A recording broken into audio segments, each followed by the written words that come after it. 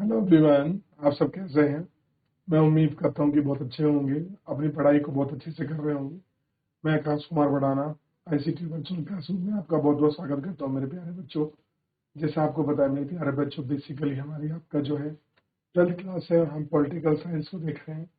और chapter number 7 हमारा चल रहा है समकालीन विश्व में सुरक्षा की हम लोग बात कर रहे थे। क्लियर है? तो इसी चैप्टर को आगे कंटिन्यू करेंगे। विश्व में सुरक्षा क्या है, क्या उसका मुद्दा है, कैसे जुड़ी चीजें हैं। सबसे पहले हमने इसकी राजनीति को देख लिया। सुरक्षा क्या है, सुरक्षा को हम किस तरह से देखते हैं, पारंपरिक बाहरी सुरक्षा क्या है, तीन विकल्प उसके कौन से मौजूद हैं, ठीक, कैसी हमारी संगठन है, अवधारणा है। तो सबसे पहले इतना देख लीजिए, कोई डाउट कोई क्वेरी है मुझसे पूछ लीजिए, फिर हम इसमें आगे बढ़ेंगे। क्लियर है? देखिए, सुरक्षा का जो अवधारणा है वो चली हुई मान्य अवधारणा को हम लोग देखेंगे कि विश्व प्रांत में कैसे कुछ इसका परिप्रेक्ष्य की जो स्थिति है वो आपका रही है, और उसी पर हम लोग आपका बात भी करेंगे। ठीक है,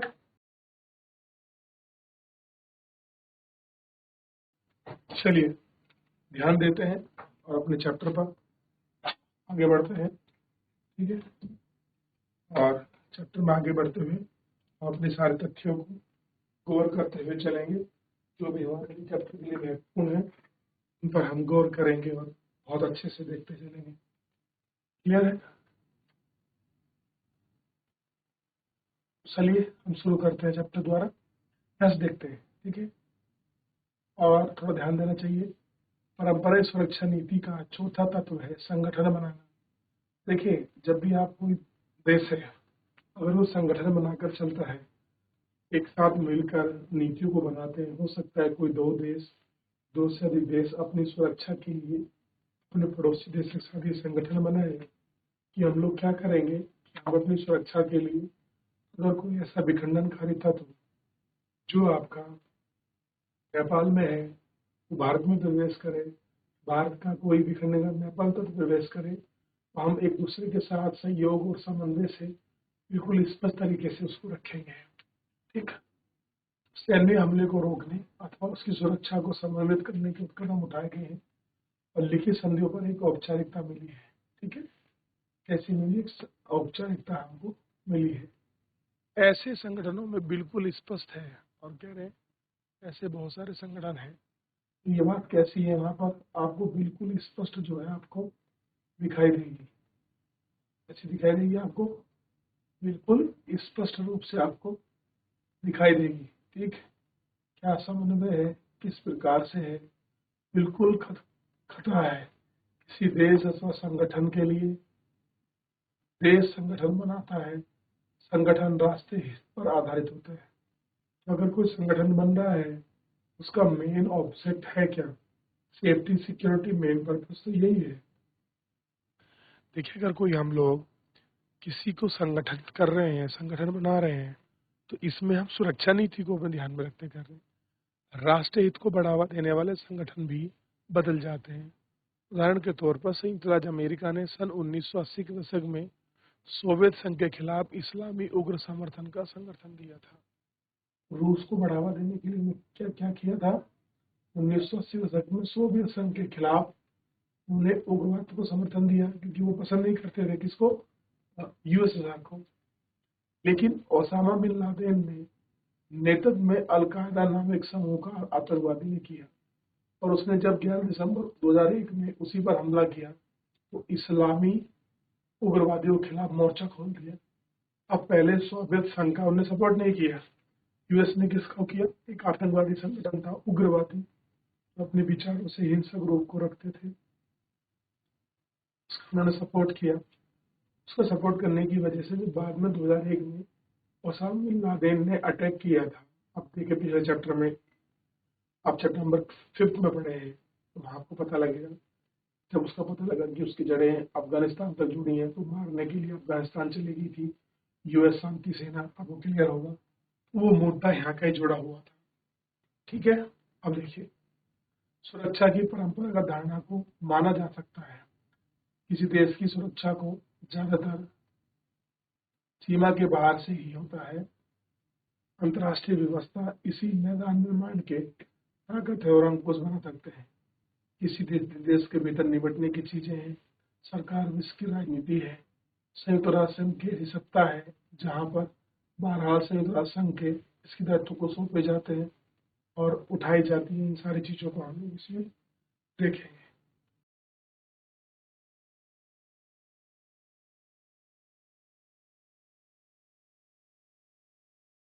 आगे बढ़े। चलिए अब देखिए, पारंपरिक धारणा की सुरक्षा।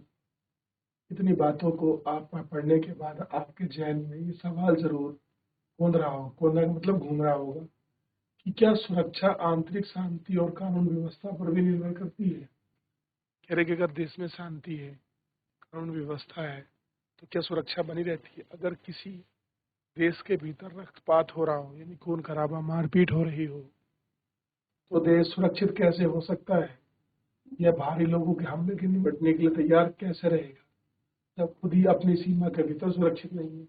मान लीजिए अगर देश के भीतर मारपीट है, खून खराबा है, तब क्या हो रहा है।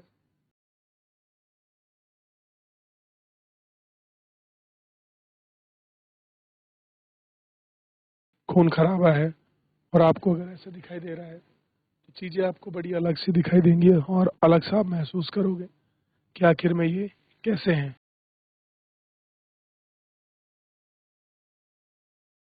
क्लियर है। अब देखिए, इसी सुरक्षा कारणों की परंपरागत धारणा की जरूरत है कि रिश्ता अंदरूनी सुरक्षा का भी है।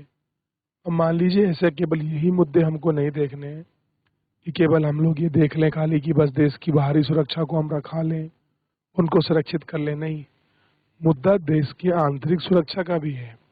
अगर देश के अंदर कानून व्यवस्था लागू रहेगी, ठीक खून खराबा नहीं होगा, हिंसक घटनाएं नहीं होंगी, शांति तो बना रहेगा, तो ऐसे में क्या होता है कि देश का माहौल सौहार्दपूर्ण होता है। तो जो व्यक्ति अंदर देश अंदर की आर्थिक चुनौतियों से लड़के बाहर की तरफ लड़ता है, तो अपने आप को ज्यादा मजबूत करने में सक्षम हो पाता है। दूसरे विश्व युद्ध के बाद इस पहलू पर ज्यादा जोर नहीं दिया गया है। इस कारण दुनिया के अधिकांश ताकतवर देश अपनी आंतरिक सुरक्षा के प्रति बेहोश अस्वस्थ हैं। हमने पहले संदर्भ स्थिति पर नजर रखना जरूरी है। आंतरिक सुरक्षा ऐतिहासिक रूप से सरकारों का सारोकार चला रही है, लेकिन द्वितीय विश्व के बाद की हालत ऐसी है कि संदर्भ में सामने आया कि सुरक्षा कमी महत्वपूर्ण है। 1945 के बाद ये जान पड़ा है कि संयुक्त राज्य अमेरिका और सोवियत संघ के आंतरिक एक शांति का सम्मान है और अधिकांश यूरोपीय देश, खासकर ताकतवर पश्चिमी मुल्क, सीमा के भीतर गंभीर खतरा नहीं है और उन पर आपका केंद्रित हुए हैं। ठीक है, तो उसी प्रकार उनका आपस में सहयोग और समन्वय के रूप में वो चलता है। ठीक है,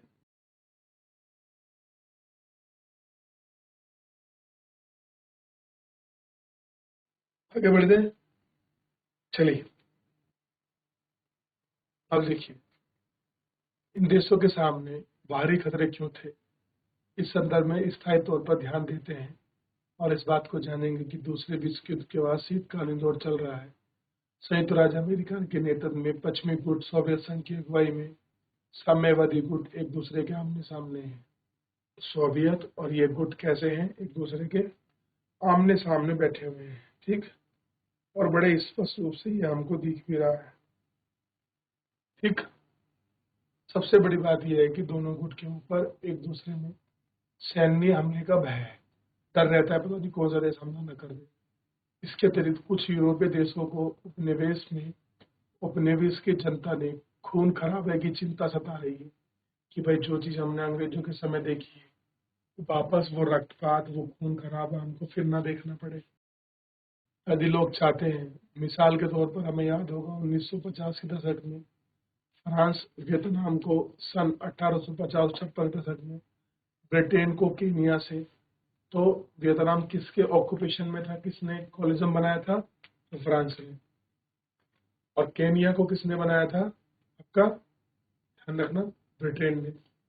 उपनिवेश ने 1940 के दशक में उत्तरार्ध उत्तरी गोलार्ध में आज़ादी होना शुरू करी, सुरक्षा सरोकार ताकत सामने हो गई, नवीन स्वतंत्रता ताकत समकालीन घटके, ये सारी चीजें और शीत युद्ध की चिंता सतानी पड़ी। दूसरे खेमे में जुड़े पड़ोसी देशों ने गुट का नेतृत्व अपनाया, ठीक, और अमेरिका के सूबे संघ की आपने बात की। शीत युद्ध जिम्मेदार रहा, इसमें अधिकांश तीसरी दुनिया में रहे, जिस पर औपनिवेशिक ताकतों को खून सामने सत्ता बता रही। आजादी के बाद कुछ औपनिवेशिक मुल्कों को डर था कि औपनिवेशिक काल ने ही ना भूल गए और उसके मुल्क और साम्राज्य की अपनी सुरक्षा के लिए भी उनको तैयार करना पड़ा। कैसा हुआ? जो अपनी मुल्क की सुरक्षा है वो उनको तैयार करना पड़ा। तो डिपेंड ये भी करा है कि किसकी कितनी सुरक्षा है। एशिया और अफ्रीका के नव स्वतंत्र देश के सामने खड़ी चुनौतियां हैं, दो मायनों में विशेष थी। एक देश के पड़ोसी देशों से सैन्य हमले और दूसरे अंदरूनी संघर्ष की चिंता करनी। ये दोनों मुद्दे ऐसे थे जिनके कारण बहुत सारी चीजें अस्त व्यस्त हो रही थी, ऊपर नीचे हो रही थी। उन सारे मुद्दों को देखने पर, उन सारी चीजों को देखने की बात हम लोग कर रहे हैं। क्लियर है?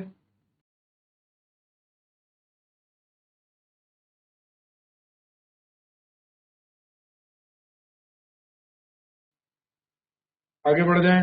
चलिए, अब क्या था? इन देशों को सीमा पार से खतरा था, यानी कि एक देश के दूसरे देश जुड़े हैं उनके साथ खतरा था।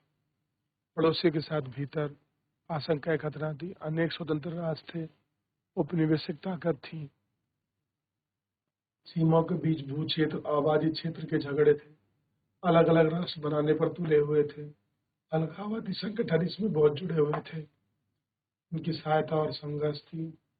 95% आंतरिक दुनिया के बीच युद्ध शुरू हुए और लंबी छलांग लगानी पड़ी। इसी तरह की बहुत सारी चुनौतियां और सुरक्षा जो है हमको यहाँ पर देखनी और आपका झेलनी पड़ी है। कैसी है? यहाँ पर झेलनी पड़ी है।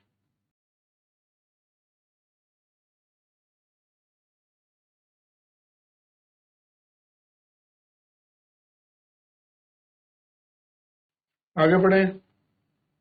अब देखिए, सुरक्षा के परंपरागत तरीके। सुरक्षा के परंपरागत धारणा को स्वीकार किया गया है। हिंसा का इस्तेमाल यथासंभव होना चाहिए। युद्ध के लक्ष्य संसाधनों का हो, न्याय युद्ध हो, यूरोपीय परंपरागत हो, परावर्ती हो, किसी की उचित धारणा, आत्मरक्षा, जनसंहार से बचने के लिए चीजें की गई हैं, और वह शत्रु विनाश संघर्ष हो, निहत्या आत्मसमर्पण को हो। इन सारी चीजों पर हमने क्या किया है? गौर किया है, ठीक, और गौर करने का भी हम लोग प्रयास कर रहे हैं।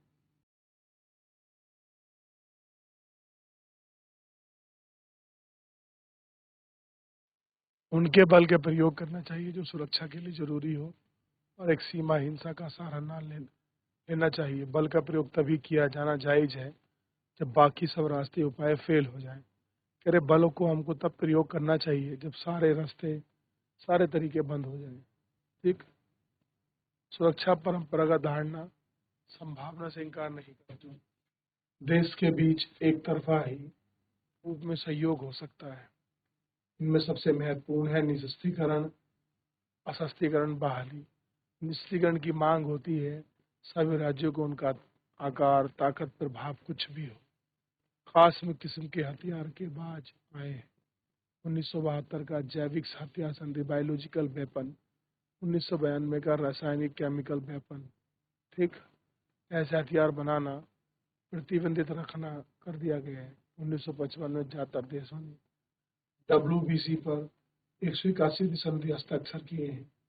इन संधियों पर सख्त करने महाशक्ति शामिल है, अमेरिकी सोवियत संघ को अधिकार है इन सबको छोड़ना, इसलिए इनको सहारा अपनाया गया है। अस्त्र निर्णय को विकसित करने, हासिल करने, कायदे कानून का पालन करने। सन 1972 की एंटी बैलिस्टिक मिसाइल को हमने देखा है, और अमेरिकी और सोवियत संघ की बैलिस्टिक मिसाइल सुरक्षा कवच को हमने रोकने जानने का प्रयास किया है। प्रत्येक परिपक्ष को हमने इसमें शुरुआत की है। संधि के लिए सीमित संख्या है, सुरक्षा प्रणाली तैनात की अनुमति दी है। इन्हीं संधियों ने ऐसी रक्षा प्रणाली व्यापक से रोक दिया है, जैसे हम एक अध्याय में देखते हैं। एक हस्तीकरण, निशस्त्रीकरण और सामरिक मैद ट्रीटी हमने साइन किए हैं। बहुत सारे सामरिक असस्तीकरण संधि, स्ट्रेटेजिक आर्म डिक्लेरेशन ट्रीटी हमने बनाई है।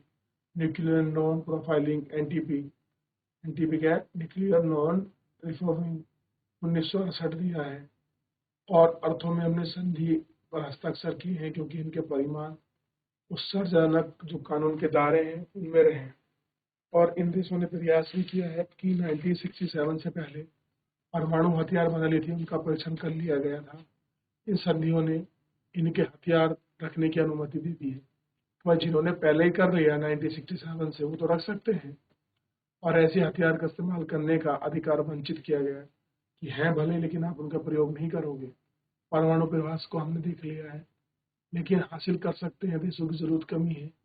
सुरक्षा परंपरा की धारणा की बात है, और हमें विश्वास और बहाली की बात चाहिए। संचार कम हो, प्रतिक्रिया आदान प्रदान एक दूसरे के रूप में हम इनको देखें। ऐसे करें कि प्रतिद्वंदित इस बात को आश्वासन दें कि चारों तरफ औचक माहौल की योजना ना बन जाए। एक दूसरे को यह बताना कि उनके पास सैन्य माहौल बलों की नवीन तैनाती की जा सकती है। ठीक, ये सुनिश्चित और गलतफहमी इन सबको देखना भी कैसा है, बहुत ज्यादा जरूरी है।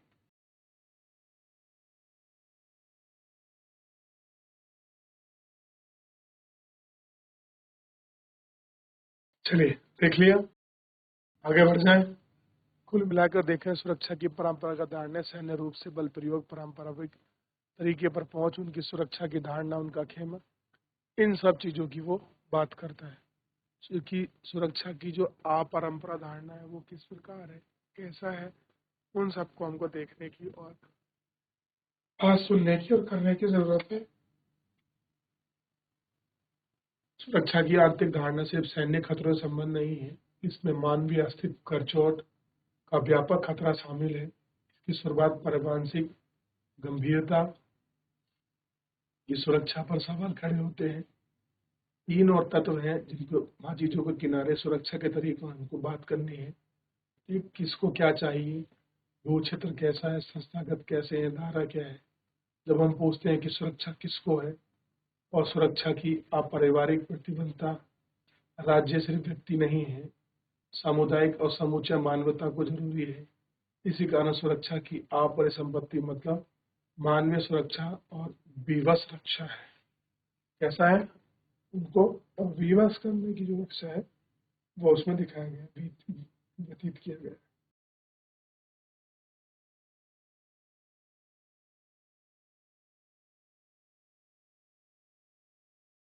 देख लिया, मानवता की रक्षा के विचार, जनता का जनार्दन सुरक्षा किसे है, और मानवता सुरक्षा और राज्य की सुरक्षा एक दूसरे पर काफी पूरक होने चाहिए। और लेकिन सुरक्षा हमेशा सुरक्षित नहीं है। जनता में जरूरी है, सच्चाई है। पिछले 100 वर्षों में सेना के हाथ उनके कहीं ज्यादा उठे हैं, और मानवता सुरक्षा को लाने के लिए इन पर खेमे और इनकी इस प्रकार से जो बातें हैं वो की गई हैं, और उन पर हमने देखा है।